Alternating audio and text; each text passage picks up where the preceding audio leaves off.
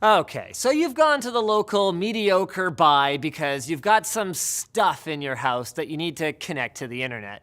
The slack-jawed dude at the entrance points you to aisle 9 3/4, so you spend 10 minutes wandering around trying to figure out what that means, until finally you find yourself staring at a wall of modems, routers, switches, and access points that all look more or less the same.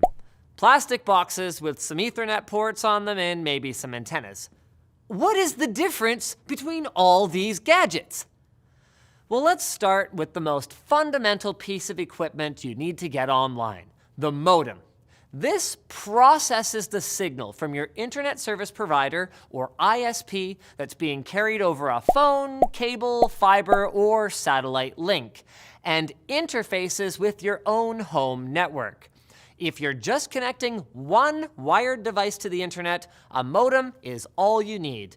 Plug your computer into the Ethernet port on the modem, and you are ready to rock, with no configuration required in most cases.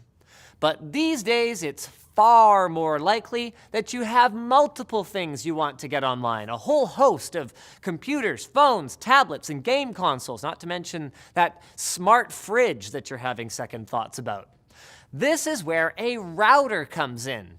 A router will create your very own local network, with each device you want to connect assigned its own local IP address, kind of like unit numbers in an apartment building that all share the same street address. So your router then makes sure that web traffic gets to the appropriate device within your home, so your data packets don't end up going to your parents instead. These days, most of us tend to think of routers as wireless, but there are plenty of routers that operate only to hook up wired devices to your local network. So a router isn't actually wireless by definition. We only think this because modern wireless routers are a combination device consisting of a router, a switch, sometimes a modem, and a wireless access point, or AP. This is the piece that actually communicates with your mobile devices over the air. Although standalone access points that plug into the router aren't all that common for home networks, they're often found in public places where many people need to connect wirelessly to the same network, such as in airports or hotels. If you have a lot of wired devices and the few ports on your wireless router aren't enough, the solution for you is an additional network switch. These can turn one Ethernet port into many, but usually need to be connected to a router to handle assigning IP, remember those local addresses, to all the devices on your local network, something you can learn more about here. And if you've ever wondered what a network bridge is, it's simply a device that links devices together by having inbound and outbound Ethernet ports. So a switch is just a bridge with a lot of outputs. Bringing us finally to our old friend, the network hub. And yes, I do mean old, as you might have one collecting dust in your attic, and it's kind of hard to find them in stores anymore. You see, hubs are sort of like switches. But instead of analyzing incoming traffic and deciding which device it should go to, hubs are essentially glorified splitters that just blast the same network traffic to all outbound ports, usually resulting in lots of network congestion that seriously limits speeds.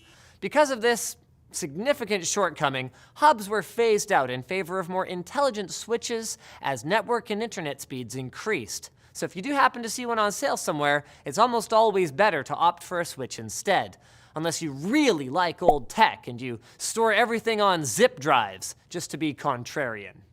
Are you self-employed or running a small business? I guess that's sort of the same thing. Do you find yourself running around like a chicken with your head cut off, trying to sort out all that paperwork and accounting and expense reports and invoicing?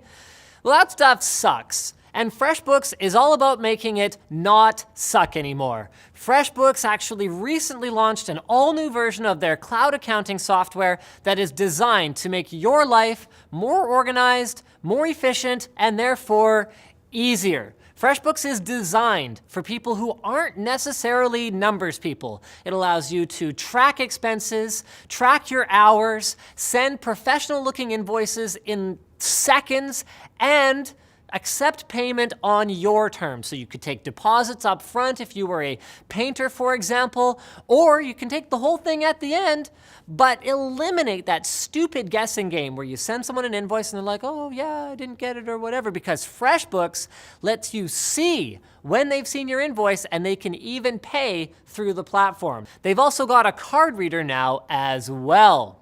So check them out at the link in the video description and put an end to spending your time accounting for the work you did instead of doing your work and enjoying yourself.